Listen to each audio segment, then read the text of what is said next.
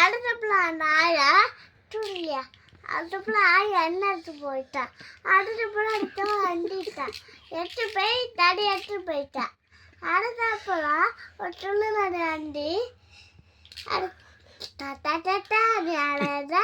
தள்ளிட்டா அடுத்தப்புல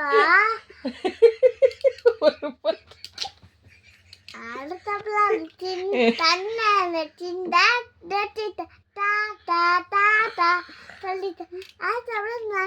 வந்து போயிட்டா.